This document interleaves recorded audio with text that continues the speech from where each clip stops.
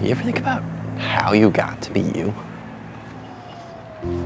When we have a problem, all it is a question. The issue is when that question has emotions behind it. When we have experiences that define those emotions, that create that question, then emotions are what are driving us. These emotions that we have, we make our judgments based on those emotions.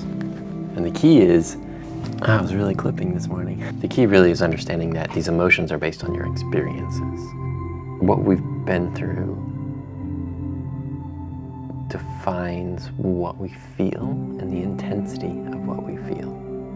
Please feel. But when we add emotions to things, like solving problems, it makes it difficult to discern the actual solution because we can't see both sides. The point of today is to not exactly like give you a strategy. We all humans just love to look at action steps, strategies. It's more to help you understand your story a little bit more. I don't know your story, but I know that a lot of people that I work with in my patient world feel like their pain, I'm a physical therapist, their pain is unique, that they've had this unique injury, that it's just uniquely theirs. And honestly, it's just, you as a human are unique, but the problem you're experiencing is not unique. It's limiting to think. When we think we're by ourselves, that we're unique in our problems, that only me is experiencing this, me. You're limiting yourself from achieving what you actually want to achieve.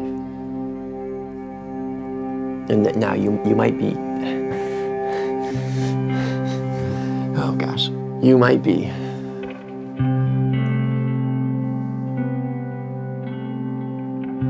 so these experiences define how we show up in the world. It's what we think the world wants from us, what we think we deserve to give the world, how we define our worth.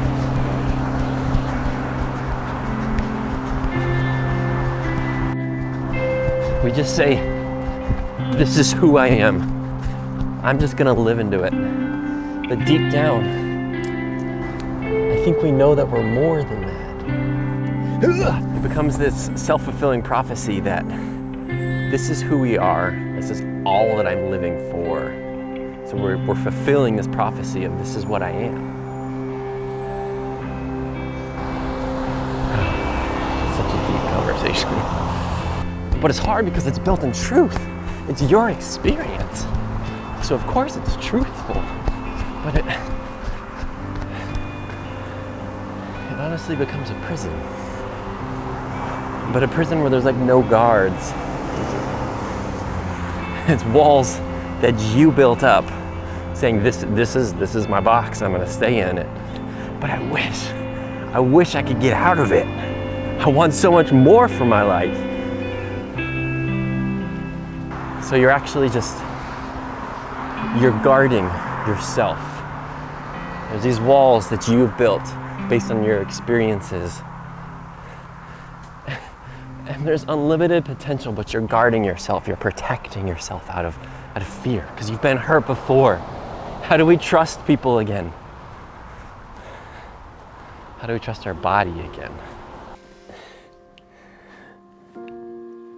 I know you're probably gonna fight me on this because we just have emotions. We have strong feelings when it comes to our experiences, as to say, you can't talk about what I've been through. You're right about that. I have no idea what people have been through.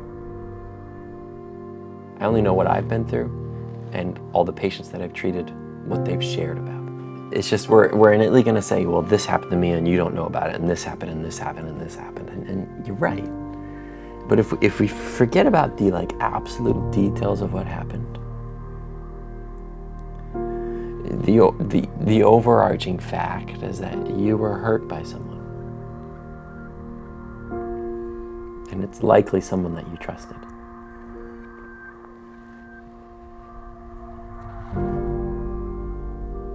And now it's hard to trust people.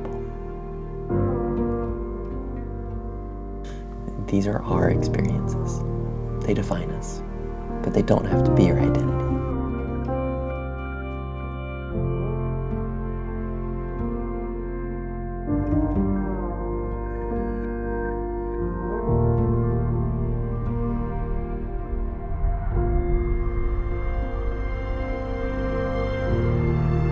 Ultimately, because of all this, we've deceived ourselves by thinking that this is true. So we then create these scenarios where this is true.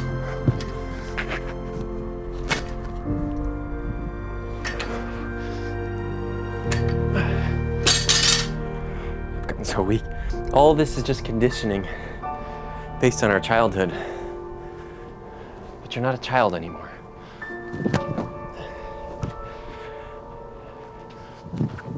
But we have these childhood things still defining us. We just can't ignore what happened as a child. I don't need to know the details. We just know that something happened that defines you. It defines you. You were hurt. You didn't deserve to be hurt. It doesn't matter who hurt you. It doesn't matter. I'm sorry for what happened. It doesn't matter what happened. All that matters is where you are today and how it's affecting you in every decision that you do make. This is a lot. I'm talking about this because all I want is what's best for you. I don't know what's best for you, but I know that we all have 6 things that we need as humans. And this will be a multiple part series. I'm sorry, it's just too complex, too deep, and I need to figure out how I want to present it.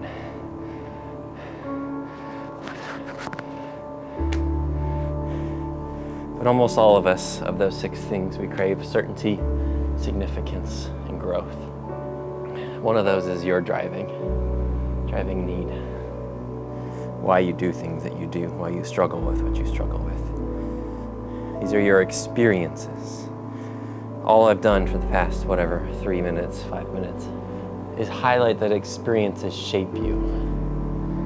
And it's kind of duh, but hopefully we can start to reframe that to say they are not your identity.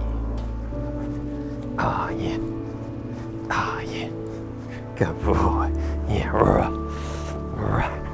So, whatever you believe, you're created by something. And I honestly think we all can agree we're created beautifully. We're perfect. Children are perfect. It's not until we have experiences in the world that make us feel these emotions, that make us feel these thoughts and judgments and insecurities and fear, and makes us live in that fear. What I'm trying to do is build this correlation that your experiences create you. And although that sounds obvious, truly think about it. Think about, what do you do for love? What do you do for significance? What do you do for attention? What do you hide behind because you're scared? What secrets do you keep because you're scared of being judged? How much do you judge other people based on your own insecurities? All this is from something that happened, several things that happened. The self-fulfilling prophecy that the same things keep happening because we're looking in the same areas to try to feel good. Boy. I know I'm talking about touchy subjects, deep things, and I forgot my tongs. Let's try to not be overly sensitive, because I care about you and I do care what you've been through. Let's look at it for the fact that we've all had stuff happen to us. Someone lived in their evil and that affected you, that hurt you, and put you down this pathway that you are now living. How do we step outside of that cycle? to not live in our own evil, to hurt another person after us. It goes back to generations. How do you change generations? There just has to be one person to change history.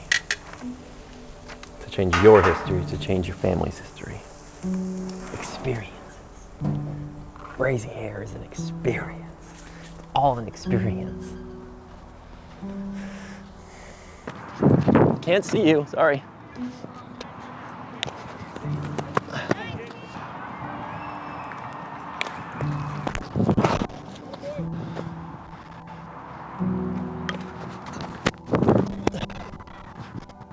Goodness gracious. This game's already annoying. That first inning, man. Well, yeah, It's 4 runs. I got.